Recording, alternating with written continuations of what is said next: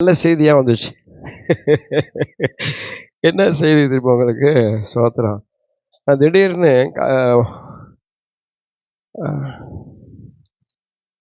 சேலம் போயிருந்தேன். இந்த எஸ்பி சாருடைய மக கல்யாணத்துக்கு. என்கிட்ட ஒண்ணுமே சொல்லல. மேடையில உட்காந்து ஒட்டி தான் திடீர்னு என்கிட்ட சொல்றாங்க, அதை ரிஜிஸ்டர் பண்றதுக்கு வந்திருக்கிறாங்க. பாஸ்ட்டுங்க நிறையவெல்லாம் இருக்கிறாங்க. நீங்க தான் இந்த பொண்ணை கை பிடிச்சி அறிக்கை சொல்லணும். நீங்க தான் திடீர்னு உட்காந்தா எப்படி சொல்றது? எனக்கு ஷாக் ஆயிடுச்சு. அப்ப அந்த மனுஷன் அவரு நம்ம மேல வச்சிருக்கிற அந்த ஒரு தேவ மனிதனா அவர் என்ன செய்யறாரு நினைச்சிருக்கிறார். எத்தனையோ பேர் இருந்தாலும் நமக்கு முத செய்யற கல்யாணம் என் பிள்ளை கைய இந்த ஐயா பிடிச்சு கொடுத்தா இந்த இந்த கல்யாணத்தை அவர் அறிக்கை செய்து வாசித்தா என் குடும்பத்துக்கு நல்லா இருக்கும் அப்படின்னு அவருக்குள்ள ஒரு எண்ணம். இது எனக்கு திடீர்னு கேட்கவும் ஷாக் ஆயிடுச்சு. சரி, ஆண்டோடைய கருத்துக்கு ஸ்தோத்திரம். அப்புறம் என்னைய மதுரைக்கு தான் கூப்பிட்டுருந்தாங்க. நீங்க எந்த நேரம் ஆனாலும் எங்க வீட்டுக்கு வந்து பிள்ளைய ஆசீர்வாதம் பண்ணிடணும், நீ வீட்டில் தங்கிடணும், நீங்க வந்தா வீட்டில் தங்க மாட்டேங்கிறீங்க, தங்கி ஆசீர்வாதம் பண்ணிட்டு போங்கன்னா. இங்கேயே மணி 8 ஆயிடுச்சு. 8 மணிக்கு ஃபோன் பண்றேன். மாமா 8 மணி, நீங்க இப்போ சேலத்துலேருந்து புறட்டா 4 மணி நேரம், அங்கே 12 மணி மாமா, அதனால எங்கள் வீட்டில் வர முடியாது. 12 மணிக்கு வந்து எப்படி மாமா, அம்மா வீட்டில் போய் தங்கிட்டு காலைல வாங்க. அவங்க அம்மா அதை விட ஒரு ஆளாக இருக்காங்க. அப்போ தான் யோசித்தேன், அங்கே போகிறது சரியா இல்லை, நம்ம இன்னொரு தடவை வரேன்ப்பா அப்படின்ட்டு நேராக கோயம்புத்தூர் போயிட்டேன். கோயம்புத்தூர் போனதும் நான் ஒரு கண் டாக்டரை பார்க்க போனேன். எனக்கு ஆப்ரேஷன் பண்ணவர். நாங்கள் போன இடத்துல ஒரு தாசில்தார் வீட்டில் தங்கியிருந்தோம். அவர் அண்ணே நீங்கள் வாங்கண்ணே, ஒரு புது டாக்டர்ண்ணே, நீங்கள் வாங்கண்ணே பார்த்துக்கலன்னு அவரே கூட்டி போயிட்டார். அங்கே பார்த்தா அங்கே ஒரு நல்ல செய்தி, உங்களுக்கு ஒன்றும் பயப்படுற மாதிரி கண்ணில் பிரச்சனை இல்லை, உங்களுக்கு கண் பார்வையெல்லாம் என்ன செய்யாது, போகாது. அப்படியா? என்னடா இது, அங்கே போயிடும்ன்றாங்க இவங்க. இது எந்த ஆள் செய்கிறாரு, என்ன செய்கிறாரு, நல்ல செய்தி, போகாத. ஏன்னா 2-3 நாள் மருந்து அதெல்லாம் இல்லை. அப்படியே என்ன வருஷக்கணக்க மெதுவாகும், உங்களுக்கு ஒன்றும் ஆகிறதுக்கு வாய்ப்பு இல்லை. ஆனால் மருந்து மட்டும் என்ன செய்யுங்க, ஊத்துறத நல்ல செய்தி. அல்லையா சொல்லுங்க, நல்ல செய்தி தானே, அல்லேலூயா. அதோட இங்கே வந்தா எனக்கு இப்போ ஜனவரி மாதம் பிப்ரவரி மாதம் 2வது செவ்வாய்க்கிழமை சென்னையில் தவறாமல் ஊழியர் மீட்டிங் நடக்குது. அதை முடிச்சுட்டு முடிக்கணுங்கிற ஒரு செய்தி வருது. அப்போ ஐயா எனக்கு ஒரு ஊழியத்தை பொறுப்பு கொடுத்துருக்குறாங்க, நான் நடத்திக்கிட்டு இருக்கிறேன் கொடைக்கானலில். 4 நாள் கன்வென்ஷன், அந்த நினைவு கூறுற நாள். அதனால் நீங்கள் கொடைக்கானலுக்கு நீங்கள் தான் வரணும். குளிராச்சு, வாரேன்னு சொல்லி நோட்டீஸ்லாம் அடித்ததுக்கு பின்னால் மாட்டேன்னு சொல்லிடாதீங்க. சரின்னு சொல்லிட்டேன். இந்த மாதம் என்ன செஞ்சேன், இந்த வாரம் அடுத்த வாரம் நான் என்ன செய்ய போகிறேன், அடுத்த வாரம் கொடைக்கானலில் ஒரு கன்வென்ஷனில் 4 நாளைக்கு போகிறேன். அதுக்கப்புறம் கத்துக்கு சித்தமான இதே மாதத்திலேயே 3வது வாரம் இன்னொரு இடத்துல இனிமேல் தொடர்ந்து ஊழியர் மீட்டிங் நடத்தணும், நீங்கள் வாங்கன்றாங்க. இப்போ கேட்குற செய்தியெல்லாம் நமக்கு என்ன செய்தி வருது, ஒரு சந்தோஷத்தை உண்டாகுது. பிப்ரவரி முடியும் போது மார்ச்லேயே சொல்கிறாங்க, ஒருத்தர் சொல்கிறான் பெங்களூரில் வந்து நீங்கள் தான் ஒரு கல்யாணத்தை நடத்தி வச்சு அப்படி ஒரு 3 நாள் கன்வென்ஷனும் நடத்திட்டு போகணும் அப்படின்னு இப்போ எங்கே கூப்பிட்டுக்கிறாங்க, பெங்களூருக்கு மார்ச் மாதம். அல்லேலூயா. அப்போ கர்த்தர் நம்மளை, ஆண்டவர் நம்ம மேலே வச்சிருக்கிற கிருபையை நினைக்கிறோம். நம்ம எப்படியாயிலும் நம்மளுடைய வயசு கூடிக்கிட்டே இருக்குது, நம்முடைய ஆயுசு முடிகிறங்காட்டியும் எத்தனை பேருக்கு பயன்பட முடியுமோ அத்தனை பேருக்கும் பயன்பற்றணும். அல்லேலூயா. சரி, நம்ம கர்த்தருடைய வசனத்துக்கு போவோம். இன்னைக்கு பந்தி ஆராதனை. ஏசாயா தீர்க்க தரிசன புஸ்தகம் 53ஆம் அதிகாரம். அதுக்கு முன்னால உங்களை பார்த்து கேட்குற ஒரு கேள்வி. இயேசு கிறிஸ்து மனிதனாய் வந்த நல்ல செய்தி கிறிஸ்துமஸில் கேட்டோம். எதுக்காக மரிச்சார், எதுக்காக வந்தார், எதுக்காக மரிச்சார் அப்படி கேட்டா என்ன சொல்லுவோம்? சொல்லுங்க. நீங்க சொல்லுங்க, உங்களுக்கு தெரியும். இயேசு கிறிஸ்து பிறந்தது ரைட், நமக்கு நல்ல மகிழ்ச்சியை உண்டாக்குற, சமாதானத்தை உண்டாக்குற நல்ல செய்தியை பரலோகத்திலிருந்து நமக்கு நல்ல செய்தியா இயேசு வந்தார். அப்படித்தான், அவர் தான் நல்ல செய்தி. ஆனா ஏன் மரித்தார்? நம்முடைய பாவங்களுக்காக. அப்புறம் நிறைய காரணம் இருக்காது, அது ஒரு காரணம் தான். நம்முடைய பாவங்களுக்காக மரித்தார். அப்புறம் பாவங்களுக்காக மரித்தார். 53ஆம் அதிகாரத்துல 10வது வசனத்தை வாசிங்க. எங்க கர்த்தரோ அவரை நொறுக்க சித்தமாகி அவரை பாடுகளுக்கு உட்படுத்தினார். அவருடைய ஆத்மா தன்னை குற்ற நிவாரண பலியாக ஒப்பு கொடுக்கும் போது அவர் தமது சந்ததியை கண்டு நீடித்த நாளாயிருப்பாய். அப்படியே கண்களை மூடுவோம். எங்களை நேசிக்கிற நல்ல தகப்பனே, இந்த தேவனுடைய வார்த்தையிலிருந்து எங்களுக்கு பிடித்தார். எங்கள் ஒவ்வொருவரோடும் நீர் பேசும். அந்த வார்த்தை எங்களை பேசுகிற வார்த்தையாக மாத்திரமல்ல, எங்களை மாற்றுகிற வார்த்தையாக, எங்களை விடுவிக்கிற வார்த்தையாக, எங்களை ஆசீர்வதிக்கிற வார்த்தையாக, எங்களை உணர்த்தி ஆண்டவர் சித்தம் செய்ய வைக்கிற வார்த்தையாக மாற்றித்தார். இயேசுவின் நாமத்தினால் பிதாவே, ஆமென். இதுல என்ன பார்க்கிறோம்? கர்த்தரோ அவரை, யாராவது பெத்த பிள்ளை இப்படி செய்வாங்களா? பெத்த பிள்ளை இப்படி செய்வாங்களா? அவரோ, கர்த்தரோ அவரை அப்புறம் என்ன செஞ்சாரா? ஆனா இந்த பிதாவாகிய தேவன் நம்மளை பாடுகள்ல இருந்து நம்மளை விடுதலையாக்குற செய்தியை தான் நம்ம கேட்டுக்கிறோம். ஆனா இங்க அவர் தம்முடைய குமாரனை பாடுகளுக்கு உட்படுத்தினாரா? பாடுகளுக்கு உட்படுத்தினார். அவருடைய ஆத்மா பலியாக ஒப்பு கொடுத்ததா?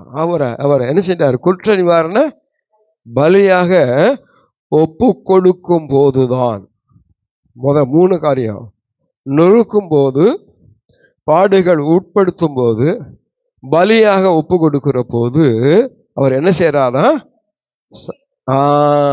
இயேசு கிறிஸ்துவுக்கு இப்ப என்ன வேணும்?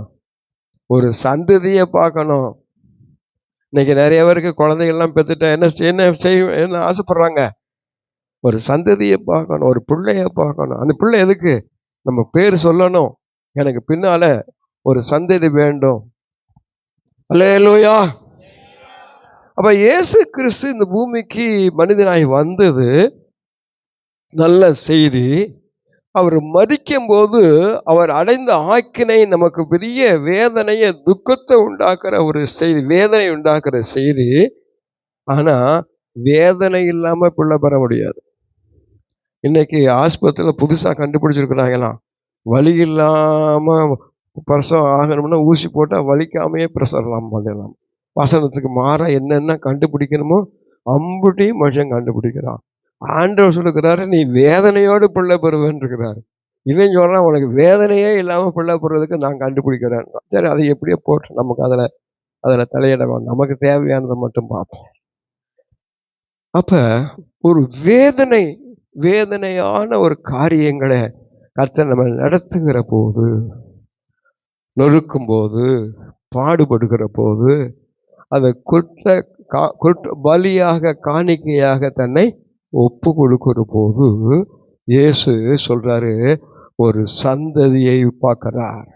அவர் தமது சந்ததியை கண்டு. அதுக்கு முன்னால இந்த பூமியில சந்ததி வந்து மனுஷனை எதுக்கு ஆண்டவர் படைச்சாரு? மல்கியா தீர்க்க தரிசன புஸ்தகம் 2ஆம் அதிகாரம் 15வது வசனம் வாசிக்கலாம். அவர் ஒருவனை அல்லவா படைத்தார், ஆவி அவரிடத்துல பரிபூர்ணமா இருந்தது. தேவ பக்தியுள்ள, சும்மா சாதாரண சந்ததி இல்ல. என்ன பக்தி? தேவ பக்தி உள்ள சந்ததி. அல்லேலூயா. அப்ப உங்களை ஏன் ஆண்டவர் படைச்சார்? அவர் நம்ம ஆதாம படைச்சு அப்படியே உருவாயிட்டே வர்றார். அப்ப உங்களை கர்த்தர் எதுக்காக படைத்தார் அப்படின்னு நீங்க கேட்டா என்ன சொல்லுவீங்க? ஏதாவது தேவ பக்தி உள்ள சந்ததியை பெற்று எடுத்துருக்கிறீங்களா? தேவ பக்தி உங்களை குறித்து ஒரு நோக்கம் வேணும், உங்களை குறித்து ஒரு திட்டம் இருக்குது. அந்த அந்த நோக்கத்தையும் திட்டத்தையும் நம்ம நிறைவேற்றாததுனால தான் நம்ம பாடுபட்டுக்கிட்டே இருக்கிறோம், துன்பப்பட்டுக்கிட்டே இருக்கிறோம். தேவன் எதிர்பார்க்கிறத, தகப்ப விரும்புகிறத செய்யாத பிள்ளை தகப்பன்ட்ட என்ன செய்யும்? தண்டனை வாங்கும். தகப்பன்ட்ட இருந்து எந்த நன்மையும் வராது. நான் சொல்றத நீ செய், அப்புறம் வா பார்க்கலாம். அல்லேலூயா, அல்லேலூயா சொல்லுங்களேன். நான் சொல்றத நீ முதல்ல செஞ்சுட்டு வா, அப்படித்தானே சொல்றோம். நம்ம எப்படி இருக்கிறோங்கிறத பாருங்க. தேவ சந்ததி, ஐயா கல்யாணம் பண்ணாதான் சந்ததி. இப்ப இயேசுநாதர் கல்யாணம் பண்ணிட்டாரா? அவரு இயேசுநாதர் கல்யாணம் பண்ணியா சந்ததியை பார்த்தாரு? அவருக்கு மனைவி யாரு? நீங்களும் நடந்த மனவாட்டி.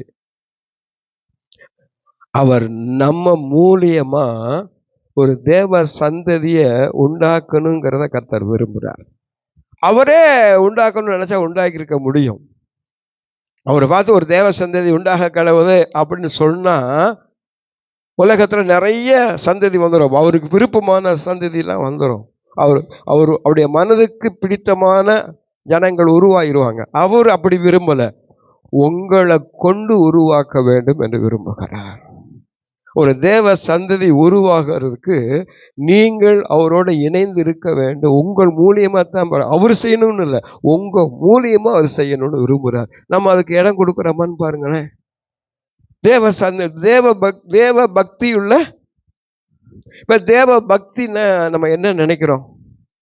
இப்ப என்னைய மாதிரி மீசை இல்லாம மொட்டை அடிக்க மாதிரி அடிச்சுக்கிட்டு ஒயிட்ல வெள்ளை ஜிப்பா போட்டுக்கிட்டு இப்படி இருக்கிறதா? இது வேஷம். வேஷம் வேற, பக்தி வேற. பக்திக்குரிய சுமத்துல வேஷம் ஒரு மாதிரி இருக்கும், உள்ள பக்தி வேற மாதிரி இருக்கும். அது கண்டுபிடிக்க முடியாது. அதனாலதான் ஆண்டு சொல்றாரு, ஒரு மரத்தை நல்ல மரம்னு எப்படி நீங்க அறியலாம்னா அதோடைய கனிகளினால நீங்கள் அறியலாம். எதனால நீங்க அறியலாம்? அப்படியே கொஞ்சம் முன்னாடி தள்ளி உட்காந்துக்கலாமே. அவருடைய மரத்தை, அந்த நல்ல மரம் நல்ல கனிகளை கொடுக்கும், கெட்ட மரம் ஆமா கெட்ட மரம் ஒரு நாளும் என்ன செய்ய முடியாது. அதனால கிரிகளை பாருங்கன்றார். நம்முடைய செயல்பாடுகளை வச்சுதான் நம்ம தேவ பக்தியா இருக்கிறோமா இல்லையாங்கிறத நமக்கு முடியும். நம்ம முதலாவது கர்த்தர் இந்த பூமியை உண்டாக்கி அவர் தேவையான ஒரு தேவ பக்தியுள்ள சந்ததியை விரும்பினார். உங்ககிட்டையும் விரும்புறாரு, என்கிட்டையும் விரும்புறாரு. அந்த ஆதாமில இருந்து இன்னைக்கு வரைக்கும் ஒவ்வொருத்தரையும் விரும்பிக்கிட்டே இருக்கிறார். ஆதாம விரும்பினார், அவனை உண்டாக்குனார். அந்த பூமி எல்லாம் படைச்ச எல்லாத்தையும் அவன் கையில கொடுத்துட்டார். அப்ப அவர் சந்ததி உருவாக்க வேண்டுமான்றா அவருக்கு என்ன வேணும்? ஒரு பெண்ணு வேணும், ஒரு மனைவி வேணும், ஒரு மனவாட்டி வேணும். இப்ப ஆதாம நல்ல அயர்ந்த நித்தரை வர பண்ணி அவனுக்குள்ள இருந்து விழா எலும்பை எடுத்து ஒரு பெண்ணை அவனை, நமக்கு தெரிஞ்ச சம்பவம் தான். அவனை பெண்ணை உண்டாக்கி என்ன செஞ்சிட்டாரு? அவனுக்கு துணைவையா ஏற்ற துணையை உண்டாக்கிட்டு அவர் சொல்லிட்டாரு, தோட்டத்தை பாதுகாக்கணும், பண்படுத்தணும், பாதுகாக்கணும். தோட்டத்தை பாதுகாக்கிறதா அவனை பாதுகாக்கிறதா? ரெண்டையும் தான். தோட்டத்தை எப்படி பார்க்க? அவ்வளவு பெரிய தோட்டத்தை எங்க போய் வேலி போட்டு அப்புறம் அதுக்கப்புறம் தானே சுடரொளி பட்டியை வச்சாரு. தோட்டத்தை பாதுகாக்கணும்னு சொன்னதுக்கு நான் நினைக்கிறேன், உன்னைய பாதுகாத்துக்கணுப்பா அப்படிங்கிறத உன்கிட்ட கொடுத்துருக்கிற இந்த மனைவியை நீ பாதுகாத்துக்கணும்ப்பா, அதுதான் நான் நினைக்கிறேன். ஏன்னா தோட்டத்திலிருந்து எடுக்கப்பட்ட மண்ணை இவன் தானே, அதனாலதான் உன்னைய அப்ப எடுக்கப்பட்ட மண்ணை பண்படுத்த அவனை என்ன செஞ்சாரு?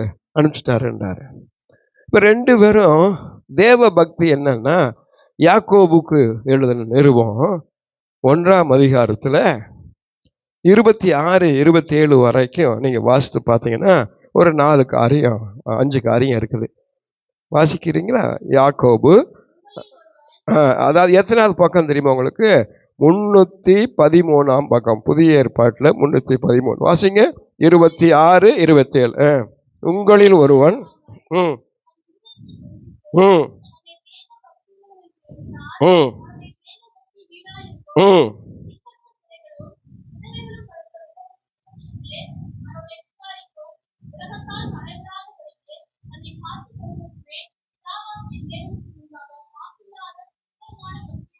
ஆமா, தேவ பக்தி, சுத்தமான பக்தி, மாசு இல்லாத பக்தி. இதுக்கு மொத்தம் 5 காரணம். ஒண்ணு என்னன்னா, நாக்க என்ன செய்யணும்? அதை மட்டும்தான் நம்மளால செய்ய முடியல. முடியுது, பேசாததை நாய்க்கு பேசுறது, எது வேண்டான்னு சொல்றோமோ அதை எது ஆசைப்படுது, சோத்திரம் எல்லாம் செய்யுது. அந்த நாக்கு என்ன செய்ய முடியல. ஆமா, நாவும் ஒரு சிறிய நெருப்பு தான். நீங்க அப்படி ஒரு நெருப்பை கொளுத்தி போட்ட மாதிரி ஒரு வார்த்தையை போட்டீங்கன்னா அங்க பத்திக்கிட்டு எரியும். இன்னைக்கு இந்த நாக்களை கொளுத்தி போடுற வேலை எல்லாரும் நல்லாவே செய்யும். இந்த நாக்கை நல்லதுக்கு தான் பயன்படுத்தணும், தீமைக்கு பயன்படுத்திடக்கூடாது. நெருப்பு அடுப்புக்குள்ள இருக்குன்னா அது ஆக்கப்பூர்வமா இருக்கும், இப்படிதானே? இப்ப எல்லாம் நெருப்பு அடுப்புலாம் இல்லை, இப்ப கேஸ் வந்துருச்சு, எதையும் சொல்ல முடியல. அடுப்புக்குள்ள அந்த நெருப்பு இருக்கிற வரைக்கும் சோறாக்கும், குழம்பு வைக்கும், பொரியல் பண்ணும், மனுஷனுக்கு தேவையானதாக இருக்கும். ஆனா அடுப்புக்குள்ள இருக்கிற நெருப்பு அப்படி வெளியில வந்துருச்சுன்னா வீட்டை பத்திக்கும். பெட்டு எரிஞ்சிடும், துணி எரிஞ்சிடும், கூரை வீடு ஓட்டு வீடா இருந்தா எல்லாம் எரிஞ்சு என்ன செஞ்சிடும், போயிடும். இருக்க வேண்டிய இடத்துல இல்லாம வேற எங்கேயாவது வந்து அந்த நெருப்பு எல்லாத்தையும் அழிச்சிடும். இந்த நாக்கும் அப்படிதான், பேச வேண்டியதை மட்டும்தான் பேசணும், வேற எதையும் பேசக்கூடாது. இன்னொன்று தெரியுமா உங்களுக்கு, இன்னைக்கு நிறைய பேர் நம்ம வீட்டு காரியத்தை விட்டு அடுத்த வீட்டு காரியத்தை தான் பேசுறோம். வீட்டு காரியத்துல பேசுறதுக்கு எவ்வளவோ இருக்கு. அடுத்த வீட்டு காரியத்துக்கு நீ தலையிடவே கூடாது. அதுல தப்பே பார்த்தா நீ பார்த்து செபிச்சுட்டு போயிடணும். அதை அக்கம் பக்கம் சொல்லினாக்க நெருப்பு போட்டு கொளுத்திட்டு அந்த வீட்டை எரிச்சிட்டேன்னு அர்த்தம். உன் மேல குத்தம் வந்துடும். அல்லேலூயா. அப்ப முதலாவது நாவை அடக்கணும். அப்புறம் இருதயத்தை என்ன செய்யக்கூடாது, ஏமாத்திடக்கூடாது. யார் இருதயத்தை? நம்ம இருதயத்தை நாம தான் ஏமாத்திட்டு இருக்கிறோம். இதெல்லாம் ஒரு தப்பா, இதெல்லாம் ஒரு தப்பா, இதெல்லாம் ஒரு இதா அப்படி நம்ம இருதயத்தை நம்மளை என்ன செஞ்சுக்கிறோம், ஏமாத்துறோம். உலகத்தால் என்ன செய்யுது, கரை போடுறதுன்னா என்ன, அழுக்குன்னா கழிவுனா என்ன செஞ்சிடும், போயிடும். இந்த கரை எங்க பிடிக்கும், ஆவி, ஆத்மா, சரீரத்தையும் கரை, மூணும் கரை இருக்குது, மூணுலையும் கரை பிடிக்கும். இப்ப துணியில அழுக்கு பட்டுச்சுன்னா சோப் போட்டு வாஷிங் மிஷின்ல போட்டு இல்லாட்டி என்ன செஞ்சோம், அழுக்கு போகிறதுக்கு துவைச்சிடலாம். ஆனா கரை பட்டுச்சுன்னா அழுக்கு போயிடும், ஆனா கரை போகாது. அல்லேலூயா, ஆமென். அத நம்மளை கரைப்படுத்துகிற காரியம் இருக்குது. இப்ப உங்களுடைய சரீரத்துல கரையா இருக்கிறதுன்னு ஏதாவது சொல்ல முடியுமா? மாறாத ஒண்ணு ஏதாவது ஒன்று மட்டும் இருக்குது. அதனாலதான் அடையாளமான எந்த ஒரு எழுத்தையும் உங்க மேல என்ன செய்யாதீங்க, அடையாளமான எழுத்தை என்ன செய்யாதீங்க, கொத்தாதீங்கன்னாரு. இப்ப நம்ம தெரியாம அதனால பண்ணிட்டாங்க. அப்புறம் அடையாளங்கிறதுக்கு நிறைய எழுத்து இலக்கம்லாம் நம்ம என்ன செய்யறோம், போடுறோம், அப்படிதானே? அல்லேலூயா சொல்லுங்களேன். என்ன செய்யறோம், அடையாளமான எழுத்து, அடையாளமானது. இது மைனஸ், இது புல் ஸ்டாப்பு. அவர் இன்னொன்று இப்ப எல்லாம் பாத்தீங்கன்னா இப்படி ஒண்ணு இப்படி ஒண்ணு அப்புறம் ஒண்ணு, அக்கண்ணா அடையாளம், என்னென்ன அடையாளம் போடுது. அப்பா சோத்திரம், நிறைய அடையாளம். சில பேர் பார்த்தோன்னா அப்படியே ஆச்சரிய குறி போட்டு வச்சிருக்கிறாங்க. ஆச்சரிய குறி, அவனை பார்த்தாலே பயமா இருக்கு, என்னடா. அப்ப என்ன செய்ய வேண்டியதா இருக்குது, கரை. இதெல்லாம் சிலது அழிச்சா போயிடும், சிலது அழியாம இருக்கும். சில பேர் போட்டு போட்டு பார்த்துட்டீங்கன்னா கண்ணன் கரையன்னு வெந்து போயிருக்கும். அப்புறம் தன்னை காத்துக்கொள்ளணும். அப்புறம் என்ன செய்யணும், மற்றவங்களை விசாரிக்கணும். திக்கற்ற பிள்ளைகள், விதவைகள் படுற உபத்திரவத்தில் என்ன செய்யணும், விசாரிக்கணும். மற்றவர்களை என்ன செய்யணும், விசாரிக்கணும். இப்ப ஆதாம் ஏவாள் கிட்ட இந்த காரியத்தை கொடுத்தார். இந்த 5 காரியத்தை அவங்க கிட்ட எதிர்பார்த்தார். உங்களை நான் இந்த முழு உலகத்தையுமே உண்டாக்கி வேற உலகத்துல யாருமே இல்லை, உங்க 2 பேர்த்துக்கிட்ட தான் கொடுத்துருக்கிறேன். நீங்க 2 பேரும் சேர்ந்து என்ன செய்யணும், ஒரு தேவ பக்தியான சந்ததியை இந்த பூமியில என்ன செய்யணும், உண்டாக்கி இது அவன் தரணும்னாரு. இப்ப இந்த அம்மாவுக்கு என்ன ஆகி முடியல, நாக்க அறக்க முடியல. இருதயத்தை ஏமாத்திருச்சு. அவர் சொல்லியிருக்கிறாரு, ஆண்டவர் சாப்பிடக்கூடாதுன்னு வீட்டுக்காரர் சொல்லியிருக்கிறாரு. அவர் சொல்லியிருக்கிறாரு, இவரு சொல்றாரு சூப்பரா இருக்குதுன்னு சொல்றாரு. அதனால தப்பு இல்லை. யாரை ஏமாத்துச்சு? பேயை ஏமாத்தல, ஆண்டவரை ஏமாத்தல, இதையே ஏமாத்திக்கிச்சு. இதை இப்பதான் நம்மளையே ஏமாத்திக்கிட்டு நிறைய காரியத்தை செஞ்சுக்கிட்டு இருக்கிறோம். அதனாலதான் நம்மளால தேவ பக்தியா நடக்க முடியல. இதெல்லாம் தப்பா? அவங்க பெரிய பெரிய ஆளு அப்படிலாம் செஞ்சுக்கிட்டு இருக்கிறாங்க. இது செய்யட்டும். அவங்களுக்கு பக்தி எதுங்கிறத வேதம் தானே நமக்கு அடையாளம் காட்டுது. ஆமா, இருதயத்தை ஏமாத்துறது. அவர் என்ன செய்யறாங்க? உலகத்தால கரைப்பட்டாங்க, கரைப்பட்டு விட்டார்கள். என்ன கரை அப்படின்னா, ஐயோ இவங்களுக்கு ஒரு ஆண்டவர் பாதுகாப்பு கொடுத்திருந்தார். வஸ்திரத்தை இழந்து இப்ப என்ன ஆயிட்டாங்க?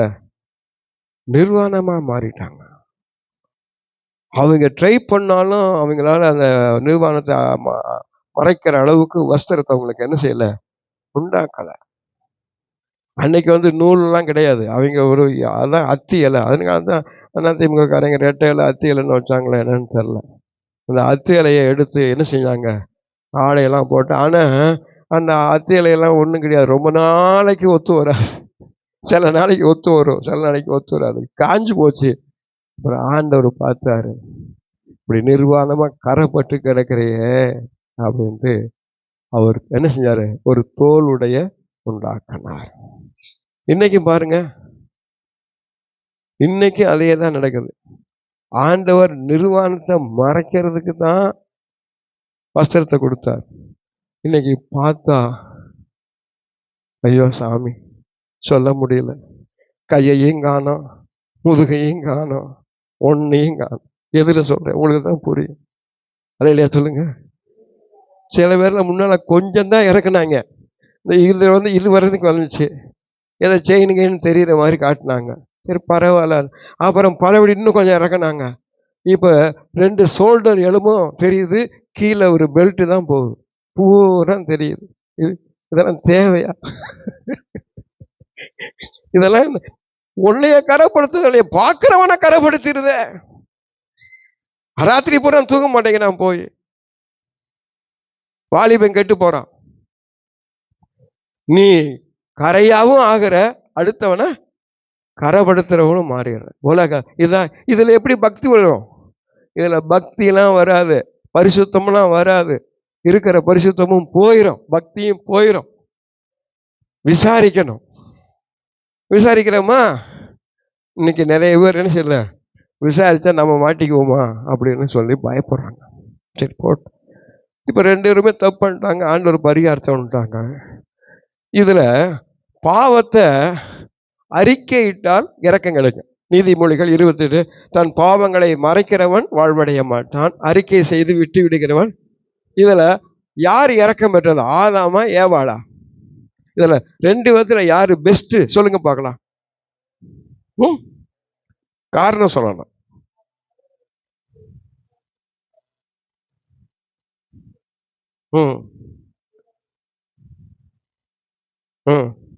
சூப்பர். ஆதாம் நான் என்ன பண்ணுவேன், நீங்க கொடுத்தீங்க சாப்பிட்டேன். அவன் செய்யறது நியாயம்னு சொல்றான், நியாயப்படுத்துற மாதிரி பேசுறான். ஏவாள் தப்பு பண்ணாலும் அவன் மட்டும்தான் சொன்னான், நான் ஏமாந்துட்டேன், நானு ஏமாந்துட்டியா? ஏமாந்துட்டேன். இன்னைக்கு நிறைய பேர் வாழ்க்கையில ஏமாந்ததுனாலதான் ரொம்ப துன்பத்தை அனுபவிக்கிறவங்களா இருக்கிறோம். ஏவாள் தான் சொல்றா, சர்ப்பம் என்னை, இவ இருதயத்தை வஞ்சிச்சு, இருதயத்தை என்ன செஞ்சிட்டா, ஏமாத்திட்டா. அதெல்லாம் ஒண்ணும் இல்லை அப்படின்னு நினைச்சு ஏமாத்திட்டா. அப்ப நம்மளும் தேவனை போல மாறல. அவன் சொல்றத நம்புனா இருதயத்தை. அல்லேலூயா. அப்ப ஆண்டவர், நான் ஏமாற்றப்பட்டுட்டேன், நான் தப்பு பண்ணிட்டேன் அப்படிங்கிற எண்ணம் எப்ப நமக்கு வருதோ அப்ப நமக்கு ஒரு பரிகாரத்தை கட்டாயம் கொடுப்பான். நம்ம சொல்லுகிறத இன்னும் நியாயப்படுத்திக்கிட்டே இருந்தோம்னா ஆண்டோடைய இறக்கம் நமக்கு கிடைக்காது. அது அழுக்கா இருக்கிறது அப்படியே கொஞ்சம் கொஞ்சமா மாறி என்ன செஞ்சிடும், கரைப்படுத்திடும்.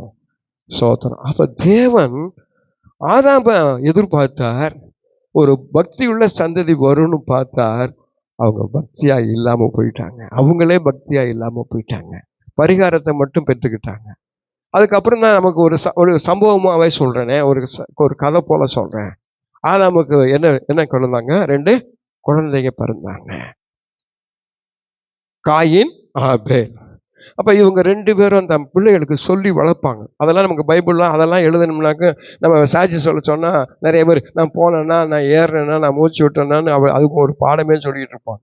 அதெல்லாம் தேவையில்லை. இல்லை, அது மாதிரி தான் எதுவும். காபேல், ஆபேல், காயின் 2 பேரும் இவங்க சொல்லியிருக்கிறாங்க. என்னன்னா, எப்பா நம்ம கர்த்தர் ஒரு பக்தி உள்ள சந்ததி வேணும்னு நினைச்சாரு, நாங்க ஏமாந்துட்டோம், பிசாசுங்களை ஏமாத்திருச்சு. ஆண்டவர் ஒரு பரிகாரத்தை உண்டானால நான் இன்னைக்கு நாங்க என்ன இருக்கிறோம். நீயாவது ஒரு தேவ பக்தி உள்ள சந்ததியா இருக்கணும்ப்பா அப்படின்னு பிள்ளைக்கு சொல்றாங்க. இப்போ தேவ பக்தி உள்ள சந்ததிக்கு அவங்க என்ன சொன்னாங்க, முதல்ல கர்த்தருக்கு நன்றி சொல்லுப்பா, கர்த்தரை தேடுப்பா, கர்த்தருக்கு முக்கியத்துவம் கொடுப்பா. வாழ்க்கையில என்ன, யாருக்கு முக்கியத்துவம் கொடு, தேவனுக்கு முக்கியத்துவம் கொடுன்றாரு. அப்புறம் பார்த்தீங்கன்னா ஆபேல் அந்த 4ஆம் அதிகாரமா ஆதியாகமத்தில் நீங்க வாசிச்சு பார்த்தீங்கன்னா 2 அவங்க தகப்பனால நல்ல தாய் தகப்பனால நல்ல போதிக்கப்பட்டிருப்பாங்க. அதாவது அநேக அறிவுரையை கேட்டிருப்பாங்க. பாட்டதும் அவங்க என்ன செஞ்சிட்டாங்கன்னா, சில நாள் சென்ற பின்பு 4ஆம் அதிகாரம் 3வது நிலத்தை சில நாள் சென்ற பின்பு காயின் நிலத்தின் கனிகளை கர்த்தருக்கு காணிக்கையாக கொண்டு வந்தான். ஆபேலும் தன் மந்தையின் தலையீற்றுகளிலும் அவைகளின் கொழுமையானவைகளிலும் சிலவற்றை கொண்டு வந்தான். ஆபேலையும் அவன் காணிக்கையையும் கர்த்தர் அங்கீகரித்தார், காயினையும் அவன் காணிக்கையையும் அவர் அங்கீகரிக்கவில்லை. ஏன் அங்கீகரிக்கல? அப்ப இவங்களுக்கு ஒண்ணு சொல்லி கொடுக்குறாங்க, கர்த்தருக்கு ஆராதனை செய்யணும், கர்த்தரை நம்முடைய வாழ்க்கையில முக்கியமா வைக்கணும். கர்த்தரை ஆராதனை பண்றவங்க ரைட்டு, ஆனா கர்த்தரை ரொம்ப முக்கியப்படுத்தணுங்கிறதுல ஆபேலை போல காயின் இல்லை. அவன் கர்த்தருக்கு ஆராதனை செஞ்சான், அவன் காணிக்கை கொடுக்கணும்னு நினைச்சான், அவனுக்கிட்ட இருந்ததை கொண்டு போய் என்ன செஞ்சுட்டான், காணிக்கை கொடுத்துட்டான். அப்படிதான் போடுறது. ஆனா இவன் என்ன சொல்றான், பெஸ்ட்டை கொடுக்குறான்னு இருக்குது. சோத்திரம், அல்லேலூயா. அதனால ஆண்டவர் என்ன செஞ்சாருன்னா, ஒருத்தனையும் காணிக்கையை அங்கீகரிக்கிறாரு, இன்னொருத்தன் என்ன செய்யல. அப்ப நீங்களும் நானும் நம்ம ஆண்டவரை இப்ப இன்னைக்கு ஆராதனை பண்றோமே, கர்த்தரை தேடி வந்திருக்கிறோமே, கர்த்தருக்கு நன்றி சொல்றோமே, என்னைய கர்த்தர் அங்கீகரிப்பாரா? என் ஆராதனை அவருக்கு பிரியமா இருக்குமா?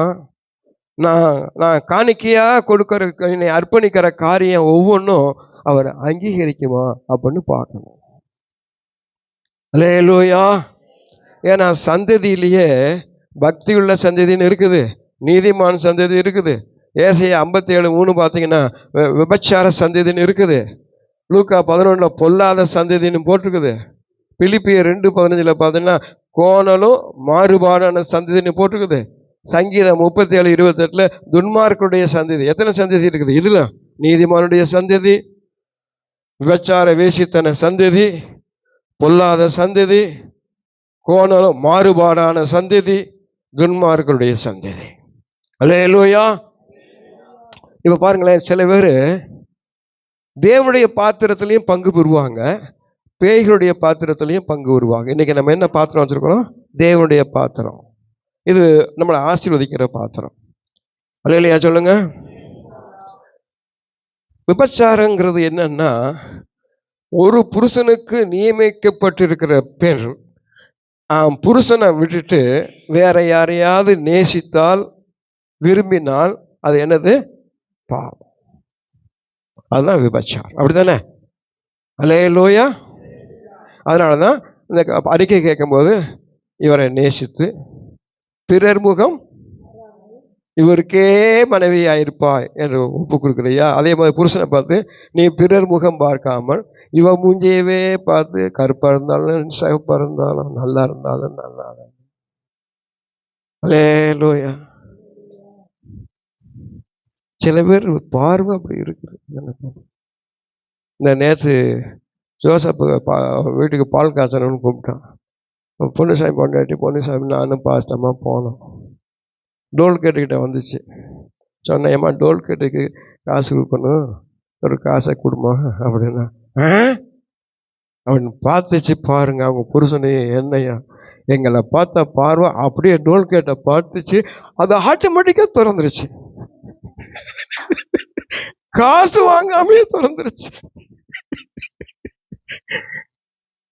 அல்லேலூயா. இப்ப நமக்கு முன்னால கிறிஸ்துமஸ் வந்த கையோட இன்னொரு பண்டிகை வந்துச்சு. என்ன பண்டிகை? New year.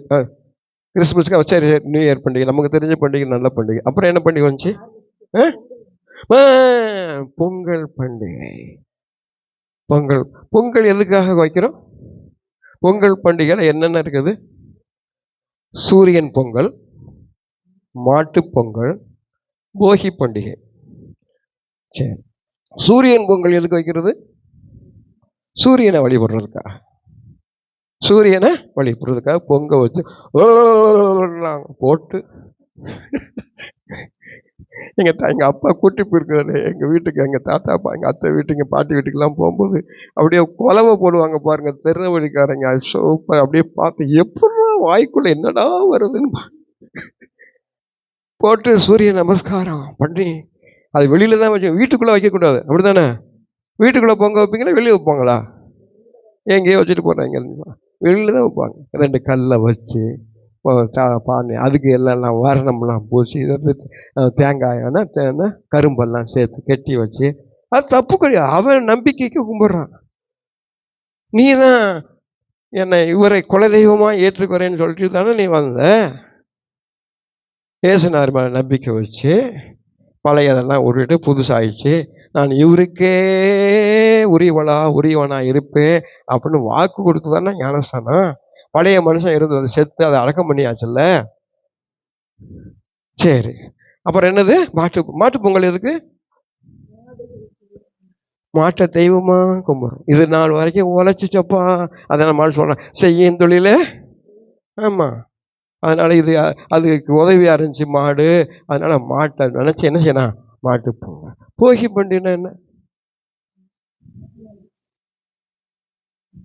எல்லாம் இந்துக்களா இருந்தானே வந்திருக்கிறீங்க, நீங்கெல்லாம் வச்சவங்க அதானே. போகி பண்டிகைன்னா என்ன சொல்லுங்க பாருங்க. பழையனை கழிதலும். எதுக்காக?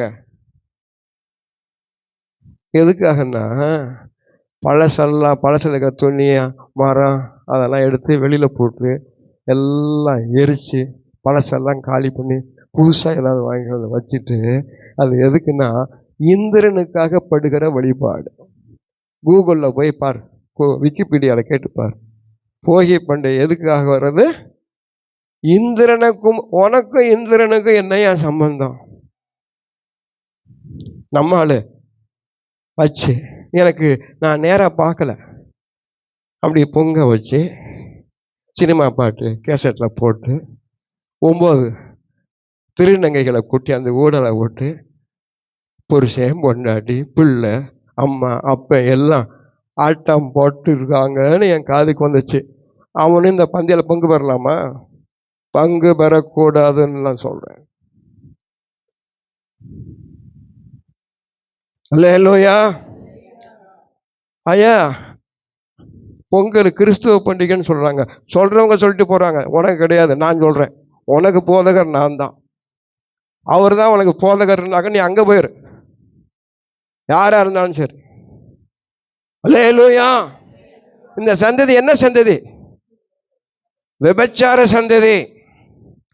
கர்த்தர் ஒருவருக்கு நினைத்து அவரை ஆராதிக்கிற நீ அவரை விட்டுட்டு பிறர் முகம் பார்க்கும்படியாக, பிறர் விரும்புகும்படியாக நீ அவைகளுக்கு வழிபாட்டுக்கு என்னன்னு தெரியாம, அர்த்தம் தெரியாம உன் இருதயத்தை நீயே ஏமாத்தி ஒன்று செஞ்சா உன்னால ஒரு பக்தியுள்ள, தேவ பக்தியுள்ள சந்ததி வர முடியாது.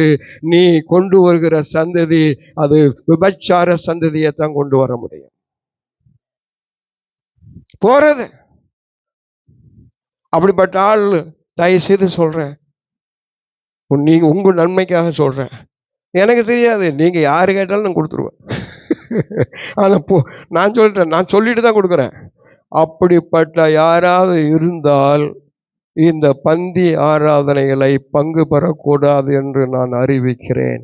மீறி எடுத்தால் அதனுடைய பலன் உங்களுக்கு தான் வரும். செய்யக்கூடாது. உன்னை நம்பினாரே, உன்னால ஒரு பக்தி உள்ள சந்ததியை கொண்டு வரணும். அவரே கொண்டாரு, அவரே நினைச்சிருந்தாக்கா எல்லாத்தையும் இயேசுவின் நாமத்தினால சொல்றேன், அத்தனை பேரும் ஒரு தேவ பக்தி உள்ளவனாய் மாறிடுன்னு சொன்னா ஈஸியா மாறிடுவாங்க.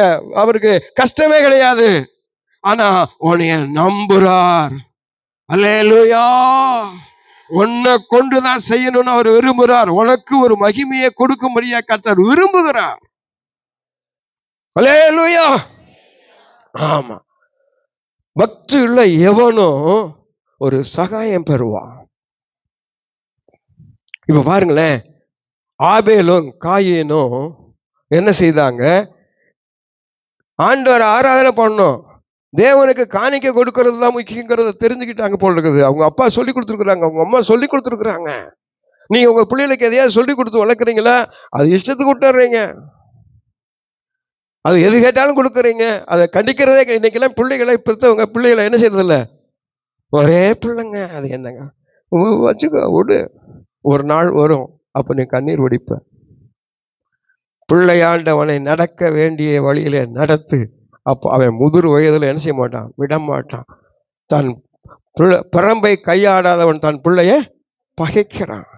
அவனை நேசிக்கிறவனும் அவனை என்ன செய்யறான், தண்டிக்கிறான், திருத்துறான். இன்னைக்கு ஒரு சின்ன பிள்ளைய உன்னால சரிப்படுத்த தெரியலன்னா நீ ஒரு பக்தி உள்ள சந்தையை எப்படி உருவாக்குவ?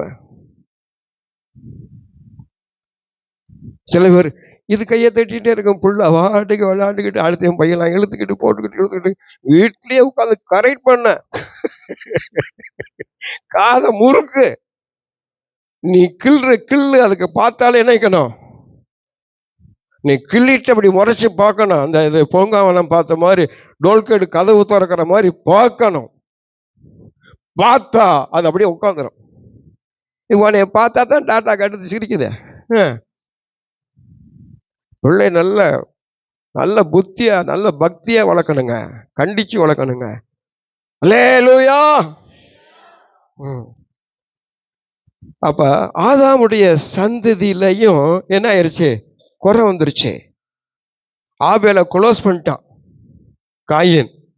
அவருக்கு தெரியுங்க, அவருக்கு முதல்ல தெரிஞ்சுதான் அவனை அங்கீகரிக்கல. ஏன்னா ஆபேலுக்குள்ள மனசுக்குள்ள என்னென்ன வச்சிருக்கிறான், எரிச்சல் வச்சிருக்கிறான், பகை வச்சிருக்கிறான். கூட பிறந்தவனா இருந்தாலும் அவனை என்ன செய்யணும், பொறாம போட்டு அவனை என்ன செஞ்சிடணும், கொண்டுறணும்னு நினைச்சான். சும்மெல்லாம் அவர் அங்கீகரிக்காம எல்லாம் உள்ள, நமக்கு தான் தெரியும் ஏன்டா அங்கீகரிக்கலான்னு. நம்ம ஒவ்வொருத்தரை பத்தியும் நம்முடைய அந்தரங்கங்களை கர்த்தர் அறிந்து ஆராய்ந்து வைத்திருக்கிறார். தேவ பிள்ளையே, உன்னைய பக்தி உள்ள சந்ததியாய் மாற்றுகிறதுக்கு ட்ரைனிங் கொடுக்கறதுதான் ஆராதனை. இங்க நீ இந்த பக்தியை நீ கொண்டு வரலன்னா, இந்த பக்திக்கு சாட்சியாய் நீ மாறவில்லை என்றால், நீ பக்தியுள்ள சந்ததியா கர்த்தர் உன்னை அங்கீகரிக்க மாட்டார். நீ வேணா செய்யலாம், ஆராதனை பண்ணலாம், காணிக்கை கொடுக்கலாம், தசமபாகம் கொடுக்கலாம், ஆலயம் காட்ட என்ன வேணாலும் செஞ்சுக்கலாம். இதெல்லாம் கணக்கில் வருமா? ஆனா அதெல்லாம் வரட்டும். ஆனா நீ தேவ பக்தி உள்ள சந்ததின்னு உன்னைய கர்த்தர் அங்கீகரிப்பாருங்கிறத சொல்ல முடியாது. நம்ம இஷ்டத்துக்கு இருக்கிறவங்கள தகப்ப நிச்சயமா அங்கீகரிக்க முடியாது. சொல்றாருல, ஐயா உங்க கூட சேர்ந்து போஜனம் பண்ணையா, எங்க வீட்லயே வந்து நீங்க பிரசங்கம் பண்ணீங்கய்யா, எங்க தெருவில் உன்னை யாருன்னு எனக்கு தெரியாது, கதவை சாத்திட்டு சொல்றாரு, உன்னை யாருன்னு எனக்கு, உங்களுடைய நாமத்தினால அற்புதம்னா நாங்களே செஞ்சிருக்கோம், செஞ்சிருப்போம் இல்லைன்னு யார் சொன்னது? ஆனா நீ தேவ பக்தியான சந்ததி இல்லை. ஏன்னா தேவ பக்திக்குரிய அடையாளத்தை உங்ககிட்ட நான் பார்க்கல, தேவ பக்திக்குரிய செயல்பாடுகளை ஒன்னு இடத்துல நான் பார்க்கல, உங்ககிட்ட நான் பார்க்கல. நான் இத்தனையோ முறை உனக்கு நான் சொல்லிக்கொண்டே தான் வருகிறேன். ஆனா நீ கேட்கிற, ஆனா நீ கொடுக்கிற கனிகள் அப்படி இல்லை. வரிசையா பாருங்க, ஆதாமின் சந்ததி, அப்புறம் நோவாவின் சந்ததி. நோவாவுக்கு அவர் சொல்றாரு, இந்த சந்ததியில உன்னையத்தான் நான் நீதிமானா பார்க்கிறேன்னு யார சொல்றாரு? நோவாவை சொல்றாரு, இந்த சந்ததியிலேயே உன்னைய நான் நீதிமானா, இந்த சந்ததியில உன்னைய கர்த்தர் அப்படி சொல்ல முடியுமா? நீ நீதிமான்னு சொல்ல முடியுமா? அவனை நம்பி ஒரு பொறுப்பை கொடுத்தாரு, உன்னைய நம்பி ஒரு பொறுப்பை கொடுக்க முடியுமா? வேலையை கெட்டு எல்லாத்தையும் கொண்டாந்து அதில் என்ன செஞ்சிரு, நான் உலகத்தை தண்ணியை நான் அழிக்க போறேன், ஜீவ சந்துக்களை எல்லாம் கொண்டாந்து ஜோடி ஜோடியா சேரு, நீ சொன்ன செய்வ? உன்னை நம்பி ஒரு பொறுப்பு கர்த்தர் கொடுக்க முடியுமா? ஒரு பேழையை கட்டினா நீ கட்டுவியா? எல்லாத்தையும் கொண்டாந்து உள்ள சேருன்னு அப்பா இதெல்லாம் நம்மளால முடியாத விஷயம்னு சொல்லுவியா? அவன் தேவ பக்தி உள்ள சந்ததின்னு, அவன் நீதிமான், இந்த சந்ததியிலே உன்னை நீதிமான்னு பார்க்கிறேன்.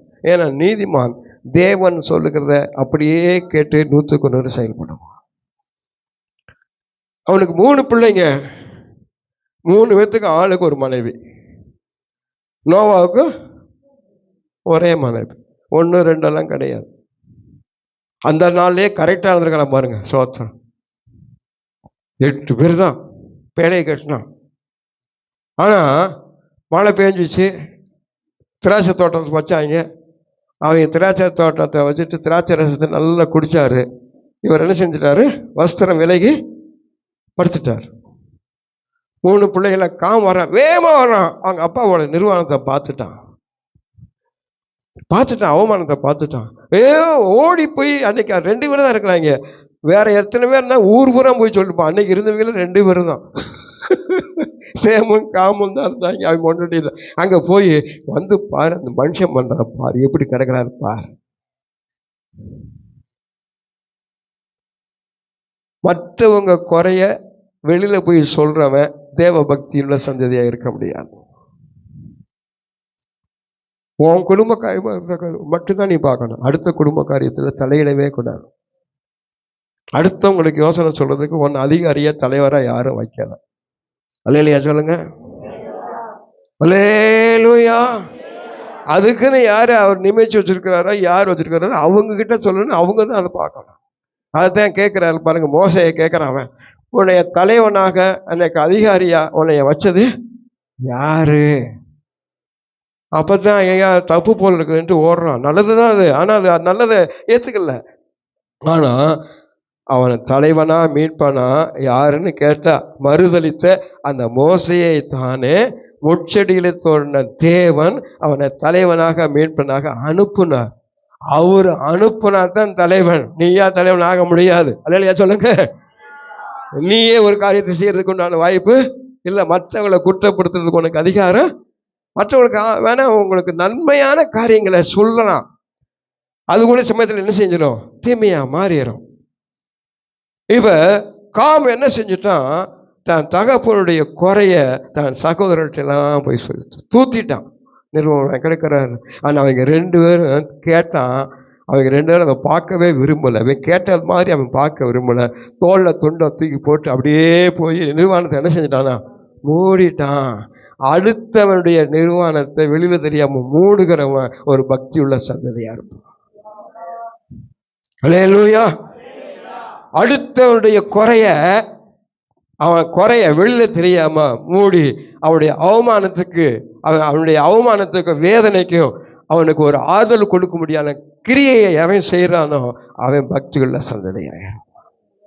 அப்பதான் சொல்றாரு, இந்த காம இவனுக்கு போய் எப்படியா இருப்பான், அடிமையா இருப்பான்னு சொல்லிட்டு சாபத்தை வாங்கிக்கிட்டான். சொல்லிட்டேன், இன்னைக்கு நம்ம தெரியாம பக்தி உள்ள சந்ததி நம்ம அறியாமலே சில காரியங்களை செய்து நம்ம குடும்பங்களுக்குள்ள நமக்குள்ள என்னத்தை வச்சிருக்கிறோம், சாபங்களை கொண்டு வந்து வச்சிருக்கிறோம். இந்த சாபத்துக்கெல்லாம் பரிகாரமா தான் சிலுவையில் இயேசு மரித்தார். இன்றைக்கும் கர்த்தர் அதை உணர்ந்து அறிக்கையிட்டுட்டா ஆண்டவர் பாவத்தை என்ன செய்வாரு, எந்த கரையையும் கழுவி சுத்தமாக்கிடுவார்.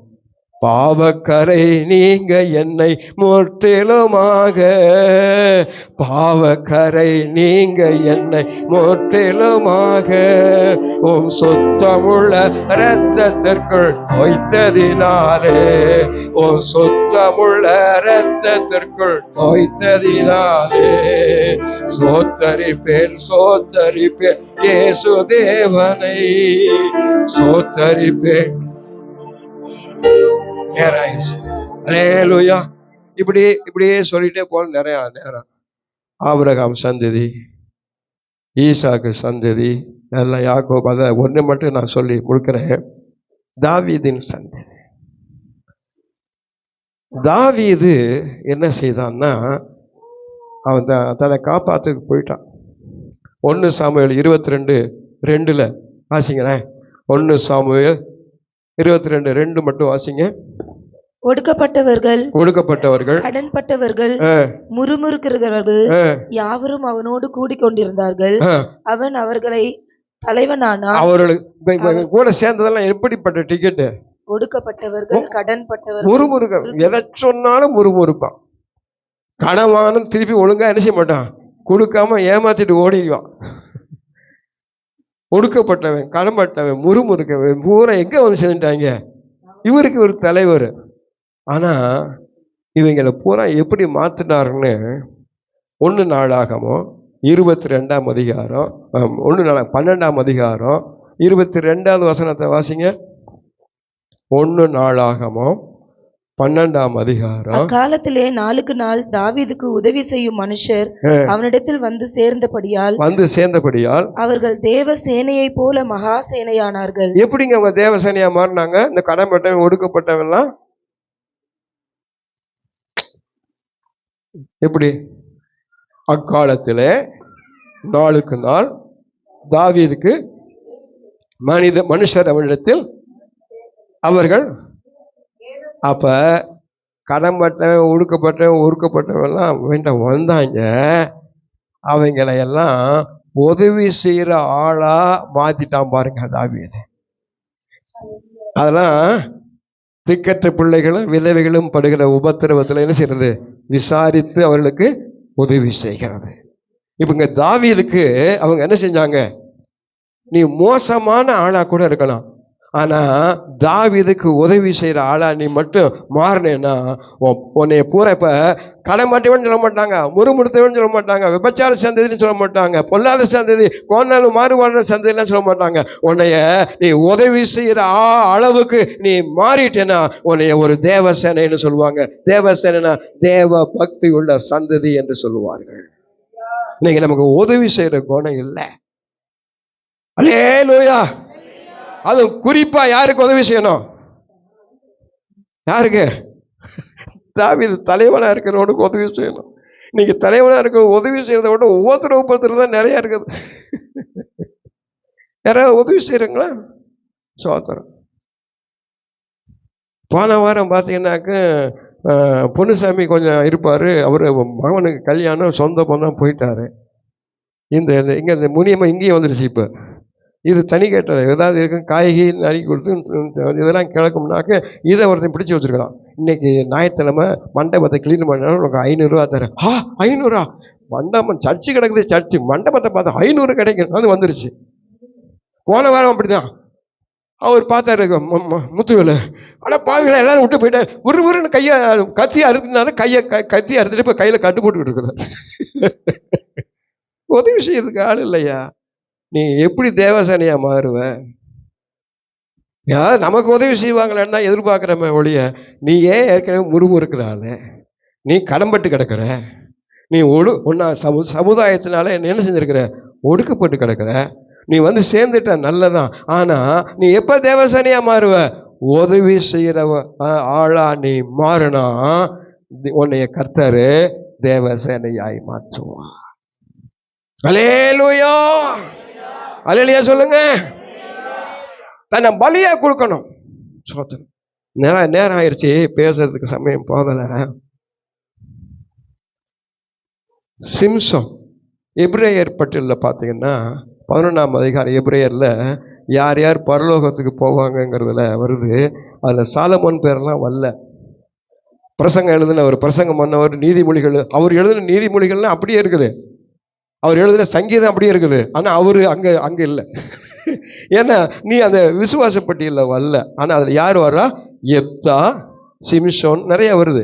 இந்த சிம்சோன் பார்த்தீங்கன்னா அவன் நியாயாதிபதி தான். ஆனா அவன் என்ன செஞ்சான்? சத்துருக்களை அழிச்சு தேவ ஜனத்துக்கு உதவி செய்யற நியாயாதிபதி கடைசியில பார்த்தா அவன் ஒரு ஒரு வசனம் முதல்ல எனக்கு புரியல, இன்னைக்கு தான் எனக்கு அதை நேற்று தான் புரிஞ்சிச்சு. முதல்ல எத்தனை பேர்த்த கொன்னா? விடுகதை போடும்போது எத்தனை பேர்த்த கொன்னா?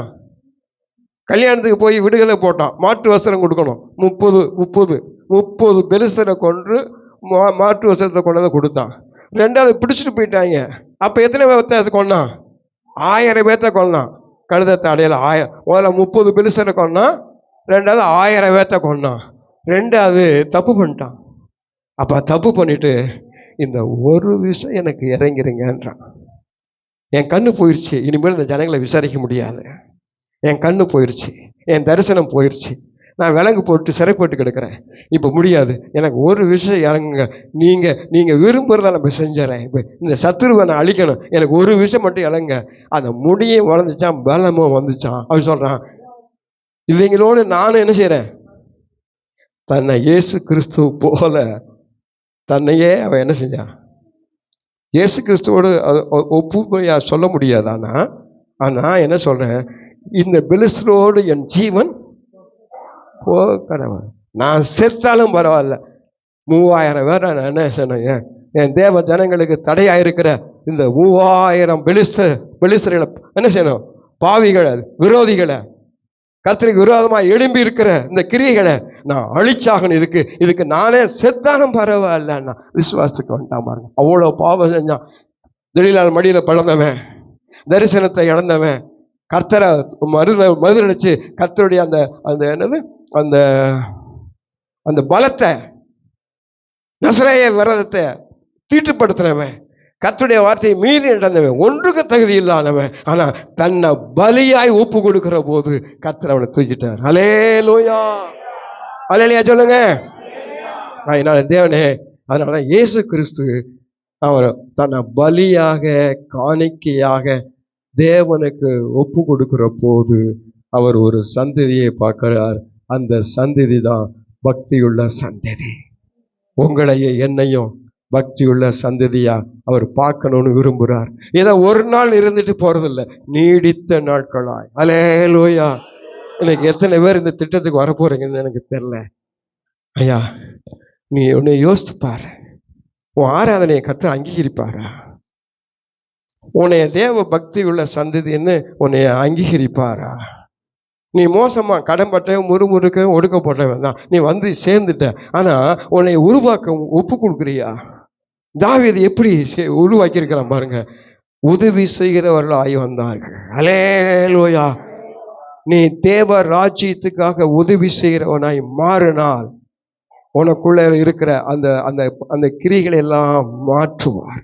அல்ல, உன்னையவே கர்த்தருக்கு பலியாய் ஒப்பு கொடுத்தா உன் மூலமா ஒரு சந்ததியவே கர்த்தர் கொடுப்பார். உன்னைய சந்ததியை மாத்துறது அல்ல, உன்னை பலியா, உன்னைய வெறுத்து ஆண்டவருக்கு நீ உன்னைய ஒப்பு கொடுத்துட்டீன்னா உன்னைய சந்ததியை மாத்திரமல்ல, உன் மூலமாய் ஒரு சந்ததியையும் கர்த்தர் கொண்டு வருவார். இந்த நாள்ல இதுக்கு அடையாளமா தான் இயேசு தன்னை ஒப்பு கொடுத்திருக்கிறார். குமாரன் பாடுகளுக்கு கர்த்தரோ அவரை நொறுக்க சித்தமானார், அவரை பாடுகளுக்கு உட்படுத்தினார். இயேசு நொறுக்க சித்தமாட்டு இந்த அப்போ அவருடைய சரீரத்துக்கு அடையாளம் பிக்கப்பட்டே வச்சிருக்குது. இந்த திராட்சை ரசம் சிலுவையில சிந்தின ரத்தத்துக்கு அதை நினைவு கூறுங்க. உங்களையும் என்னையும் ஒரு பக்தி உள்ள சந்ததியாய் உருவாக்க இயேசு பட்ட பாடுகளை நீங்க நினைவு கூறுங்க. இன்னும் நான் தேவ பக்தி உள்ள சந்ததியாய் மாறுறதுக்கு முடியாம உங்களுடைய சுய சித்தத்தின்படி நீங்களே உங்களை நீங்க தேவன் அங்கீகரிக்கிறாரா அங்கீகரிக்கிறியாங்கிற அந்த சிந்தையே இல்லாம, அல்லேலூயா, உலகத்தால கரப்பட்டு உலகத்தால பிடிக்கப்பட்டு தேவ சந்ததிங்கிற அந்த அந்த நோக்கமே இல்லாம எப்படியோ ஒரு சந்ததியாய் வளர்ந்து கர்த்தருடைய திட்டத்தையும் சித்தத்தையும் செய்ய முடியாம அவருக்கு சித்தமானது அவருடைய கையில வாய்க்கும். ஒரு நாள் அவருடைய சித்தம் நிறைவேற வேண்டும். இன்னைக்கு ஆண்டவருடைய கண்களை மூடுவோம் ஒரு நிமிஷம். எங்களை தேவ சந்ததி ஆண்டவர் ஆபேலை போல நான் பலியானாலும் என்னைய என் ஆராதனைய நான் செலுத்த போற காணிக்கைகளை நீங்க அங்கீகரிச்சிருங்க ஆண்டவரே, அங்கீகரிச்சிருங்க. காயினை போல ஒரு எரிச்சல் உள்ளவனா, கோபம் உள்ளவனா, பகை நிறைஞ்சவனா, கர்த்தர் விரும்புறது என்னன்னு தெரிஞ்சிருந்தும் அதை நிறைவேற்ற தவறுகிறவனா நான் போனேன்னா, காயினை போல நான் என்ன காணிக்க கொடுத்தாலும் அந்த காணிக்கையே நீங்க அங்கீகரிக்க மாட்டீங்க, என்னைய அங்கீகரிக்க மாட்டீங்கிறத நான் புரிஞ்சிருக்கிறேன். எனக்கு உதவி செய்யுங்க. சிம்சோனுக்கு இறங்கின கர்த்தர், யெப்தா நான் எதிர்கொண்டு வருவோம் அப்படியே நான் கொடுப்பேன். நான் பாருங்க, ஒரே பிள்ளைதான் பலி செலுத்தினா, பலி செலுத்த அந்த ஆராய்ச்சிக்கு போக வேணாம், தனக்கு இருந்த ஒரே பிள்ளைய கர்த்தருக்குன்னு கொடுத்தானே. நீ உதவி செய்கிறியா? தேவனுடைய ராஜ்யத்துக்கு உதவி செய்கிறியா? ஆண்டவர்கிட்ட நம்மள ஆராய்ந்து பார்ப்போம். நான் ஒரு நாளும் பொல்லாத சந்ததின்னு பேர் வாங்க மாட்டேன், மாறுபாடான சந்ததின்னு நான் பேர் வாங்க மாட்டேன், நான் ஒரு துன்மார்க்க சந்ததின்னு பேர் வாங்க மாட்டேன், ஒரு விபச்சார சந்ததின்னு நான் பேர் வாங்க மாட்டேன். ஆனா நான் இன்னைக்கு என் ஆண்டவர்கிட்ட ஒரு நல்ல செய்தியை கேட்டுக்கிறேன். நான் தேவ சந்ததியா இருக்க தெரிந்து கொண்டவன், என்னை தேவ சந்ததியாய் ஒப்பு கொடுக்கிறேன். எல்லா கர்த்தரை ஸ்தோத்திரம் பண்ணுவோமா? உங்க காணிக்கைகளை எடுத்து வச்சு